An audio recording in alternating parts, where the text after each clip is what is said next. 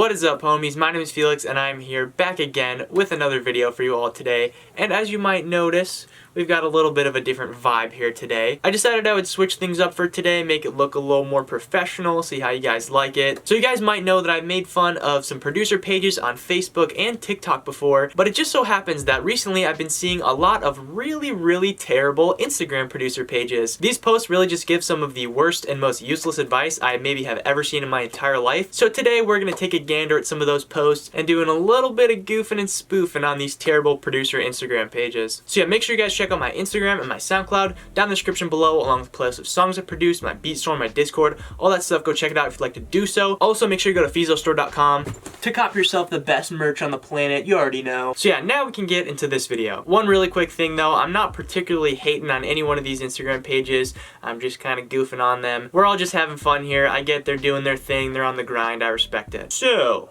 one thing you're going to notice about all these producer Instagram pages is that the format of every post looks exactly the same. Basically, the only thing that changes from one account to another is the color scheme that they use. Alright, so this post right here, pretty valid, except for my only complaint is that I'm not on here. I should probably definitely be on here. I would say I'm pretty much a staple of the producer community. Alright, so you're going to see a lot of posts here that have to do with mixing, and 9 times out of 10, all of the advice they give you is just terrible. It's just not good advice. Like this one right here, for example, guitar and piano balance. Your guitar should be panned 40% to the left. Your piano should be panned 50% to the right. And the fact that they're listing decibel values here just kind of goes to show that they don't really know what they're talking about, because honestly, the specific decibels don't really mean that much when you're making beats. It really matters much more how it sounds. Every single track you make is going to be different, so there's literally no way that you can do this on every single track. Anyways, the next one, as you can see, the format is the exact same. This is how you know when your mix is done. The groove of the song is solid, which is highlighted. What does that even mean? That's just like such an arbitrary thing. That is literally just your opinion. You can do this to the beat all you want, but at the end of the day, the groove being solid is just completely up to whoever's listening to it. Oh, and not to mention that mixing has literally nothing to do with the groove of your song. It also says you can distinctly hear every mix element. That is just really not true. A lot of the times you want to have certain things that are kind of tucked away in the mix and don't really add like a whole lot to the beat, but they just kind of move it along a little bit, add a cool little layer in there, add some ambience. There's tons of stuff where you don't really want every sound to be distinctly heard in the mix. And especially if you have like 20-30 tracks in your beat, how are you going to make 20 different sounds all stick out in your beat? Bass and drums are well balanced. What does well balanced mean? I just don't even know how to respond to that. Like, I'm assuming it means well balanced volume wise. There is no specification on what well balanced means. Okay, so next up here we've got this beat mixing cheat sheet.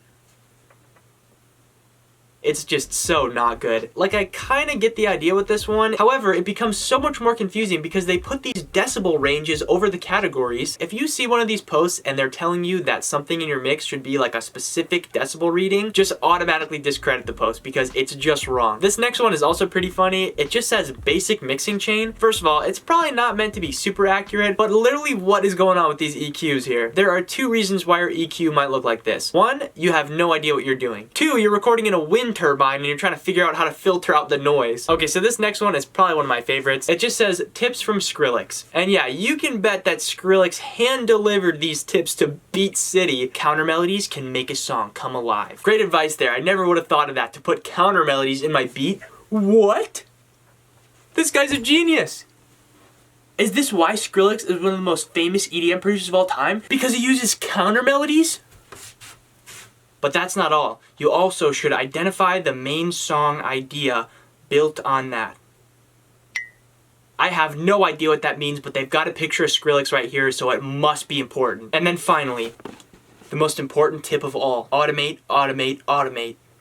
Oh my gosh, that is so helpful. I'm just gonna automate literally every single thing in my beat now. I'm just gonna run my CPU straight through the roof with like 100 automations on every single track. Thank you, Skrillex. Now I can finally be a master producer. Anyways, now that we've acquired the most vague and useless advice I've ever heard in my life, this next post is gonna teach me how to produce faster. First of all, you gotta limit your options. You're gonna delete your DAW, whatever it is, Ableton, FL Studio, Logic, whatever. You're gonna delete it, and then you're gonna open up Microsoft Paint, and you're gonna write out the beat that you wanna make sheet music style. We don't wanna have convenience, we don't want to have ease of access, you know, a smooth beat making process. No. We want to limit our options. And right here, obviously, the most important tip, disable internet access. Yeah, honestly, when you're making beats, you should just unplug your entire Wi-Fi router. Actually, you should just turn off all the electricity in your entire house. But now I think we need to learn a thing or two about artist discipline. Discipline is working many hours and only checking your phone when you're done. Basically, you need to be working for 12 hours straight and don't even think about picking up your phone even once. Oh, what's that? Your grandma fell down the stairs and she's in the emergency room?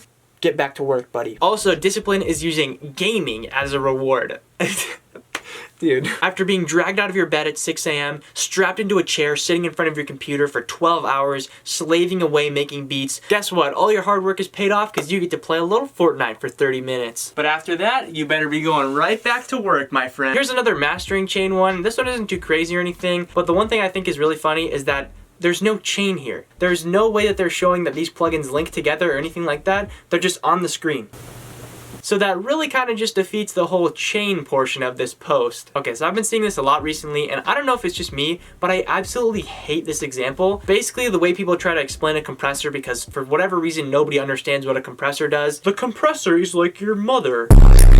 Threshold, the level she asks you to turn the music down to. Ratio, how much you turn down the volume after she shouts at you. Attack, how fast you react. Release, how fast you turn the volume back up after she closes the door. There's a time and a place for analogies like this, but for this one, it really just makes it 10 times more confusing. Whoever thought of this example was like, let me take something that a lot of people are already confused about and make it more confusing. There would be so much more benefit to just explaining the thing in a normal way that people can understand, rather than making some weird like workaround analogy way for people to understand it. I don't know, that's just something I've been seeing a lot recently and it's just really bothered me. Alright, this next one says anatomy of few songs. I'm not sure if they're trying to say anatomy of a few songs or they're actually just trying to say anatomy of few songs. Like very few songs have this structure. Also, literally what do these graphs even mean? I think it's trying to be like the 0 is the start of the song and the number at the end is the end of the song. And also, why would the song be divided into like 30-second snippets throughout the entire thing? I get this post is supposed to be a little less serious, a little bit more joking, and I get that they're trying to be funny here, but the graphs just literally don't make sense at all. So yeah, it was a good try here, but you know, you just can't win them all, or any of them for Beat City. One thing I will give them credit for is that they use the word cacophonous. I'm gonna have to Google that. Cacophonous. That is the worst. Why would they make the Google Translate voice like that? Cacophonous. Thought it was cacophonous. Cacophonous. Did she not just say cacophonous? Cacophonous. Anyways, this post I think is really funny as well. It's called Why Artists Quit. So as you can see right here, we've got some very detailed, very scientific graphs. A lot of detail went into this, a lot of, you know, data and stuff. As you can see, after a while, the creativity and the passion just goes down, and then the inspiration goes up for a little bit, for whatever reason that might be, and then goes down as well. And the main reason why artists quit is their quitting desire. Who would have thought that the reason people quit things is because of their desire to quit? Alright, so this next one says it's a panning cheat sheet. First of all, what is these people's obsession with wanting your piano to be so far to one side and your guitar to be so far to the other side? Also, why would you have your rhythm guitar panned completely 100% into your left ear? I need some water, this is stressing me out. Also right here we've got reverb explained, the thing that nobody asked for and nobody needs. Thank goodness though, because I was really unsure of what H cut and L cut might mean. This one's more of a meme, but it's just absolutely not true. Just knowing music theory does not actually make you better at making beats. There are people who go to music school and take tons of classes and learn all the music theory you possibly could and still are trash at making beats. You could take 100 people who know nothing about making beats or music theory or anything like that, give them all the same music theory course and then have them make a beat, and you're gonna get a different result for every single person. So yeah, that is pretty much gonna do it for me in this video today. I hope you guys enjoyed this one. Make sure that you do not follow any of these producer tips. Try to steer clear of these producer pages. Don't get me wrong though, there are some pages out there who do give some helpful advice. However, there is quite a few of them that are pretty bad, as you guys have seen. So yeah, make sure you guys go check out my Instagram and my SoundCloud down in the description below, along with the playlist of songs I produced, my beat store, my Discord, all that stuff. Go check it out if you'd like to do so, and I will see you guys next time. Energy critical, I think we both need some saving, so run for trivia all